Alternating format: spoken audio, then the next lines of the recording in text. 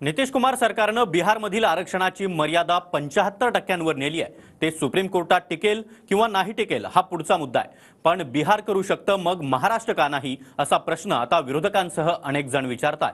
पाहूया त्या संदर्भातला एक रिपोर्ट।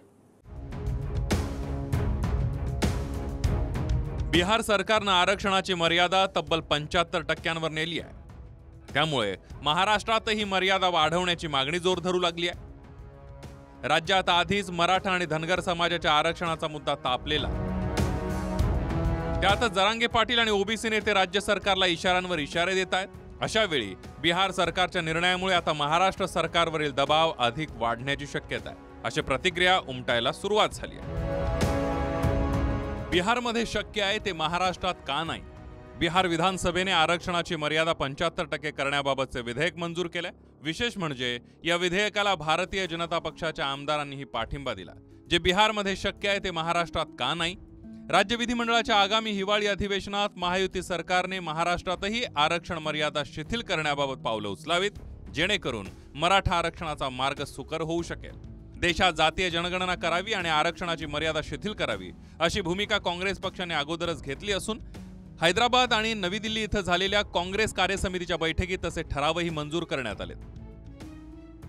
आता काल त्या नितीश कुमारांनी 65% नेऊन ठेवलं आरक्षण, अधिक 10% जे ईबीसीचं आरक्षण इकॉनॉमी 75%वर केलं।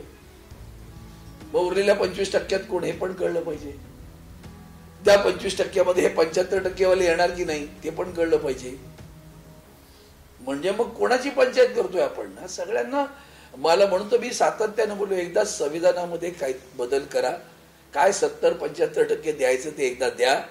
आज बिहार विधिमंडळामध्ये आरक्षणाचा कोटा वाढवणार म्हणजे 50%वरून 65%पर्यंत आरक्षण देण्याचं बिल तिथे मांडलं गेलं आहे माननीय नितीश कुमार यांच्या नेतृत्वाखालच्या सरकारने। यातलं काहीही महाराष्ट्र सरकार करत नाही आणि त्यामुळे जातींमध्ये जे संघर्ष उभे राहिले आहेत ते ऐन दिवाळीच्या तोंडावरती आहेत। तर सरकारने तातडीनं बिहारप्रमाणे जातनिहाय जनगणना करावी आणि 50%ची जी मर्यादा ती वाढवावी। दरम्यान बिहार सरकारनं आरक्षणाच्या मर्यादेत नेमका काय बदल केलाय ते पाहणं महत्त्वाचं आहे। बिहार सरकारनं आरक्षणाची मर्यादा वाढवण्याच्या प्रस्तावाला मंजुरी दिली आहे। त्यानंतर बिहारमधील आरक्षण मर्यादा 65% झाली आहे। त्यात ईडब्ल्यूएस आरक्षण धरल्यास ही मर्यादा 75%वर पोहोचलेली आहे। सुप्रीम कोर्टानं महाराष्ट्रातील मराठा आरक्षण 50%च्या वर जात असल्यानं रद्द केलं। 50%ची आरक्षणाची मर्यादा ओलांडण्याची नाही असं संविधानात कुठेही म्हटलेलं नाहीये, पण सुप्रीम कोर्टानं 50%ची मर्यादा ओलांडण्यासाठी योग्य ती कारणं असावीत असं म्हटलंय। आरक्षणाचं प्रमाण 50%च्या वर जाऊ नये, पण अतिविशिष्ट परिस्थिती असल्यास 50%हून जास्त आरक्षण देता येईल। मात्र फक्त प्रवर्ग गरीब आहे म्हणून आरक्षण देता येणार नाही। अशा वेळी बिहार सरकारचं आरक्षण टिकणार का असा प्रश्न पडतो। बिहार सरकारनं काही दिवसांपूर्वी जातीनिहाय जनगणना केली आहे, त्याचा आधार बिहार सरकार सुप्रीम कोर्टात देऊ शकतं। दरम्यान बिहार सरकारच्या जनगणनेतील आकडेवारीत काय आहे पाहूया। बिहार सरकारनं आरक्षण 50%वर नेलंय। बिहारमध्ये अतिमागास वर्ग 36.1% आहे, ओबीसी 27.12%, एससी 19.65%, एसटी 1.6% आणि खुल्या वर्गाची संख्या 15.52% आहे। आता याच आकडेवारीवरून बिहार सरकारनं कोणता तर्क देत आरक्षण वाढवलं हे समजून घेऊयात। बिहारमध्ये जो समाज आरक्षणासाठी पात्र आहे त्यांची संख्या 83.93% इतकी आहे। हा वर्ग 50% आरक्षणाच्या मर्यादेत आहे आणि 15.52% खुला वर्ग आहे, तो उर्वरित 50%मध्ये आहे। त्यामुळे मागास वर्गाची लोकसंख्या अधिक असल्यानं आता 50%ची अट ओलांडावी लागणार हा बिहार सरकारचा तर्क आहे। महाराष्ट्रातील आरक्षणाची टक्केवारी पाहायची झाली तर महाराष्ट्रात एससी, एसटी, ओबीसी आणि अनुसूचित जाती जमातींसाठी एकूण 52% आरक्षण आहे। त्यातील 27% आरक्षण हे ओबीसींसाठी आहे। ओबीसी प्रवर्गामध्ये 300हून अधिक जमातींचा समावेश आहे।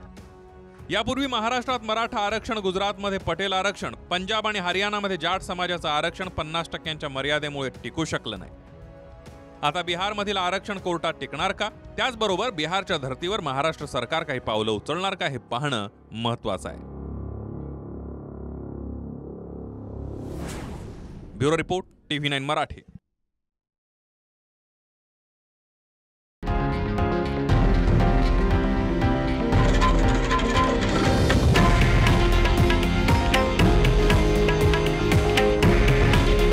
हे आहे देशातील नंबर 1 न्यूज नेटवर्क आणि आपण पाहत आहात TV9 मराठी. काळजी तुमची, हित महाराष्ट्राचं.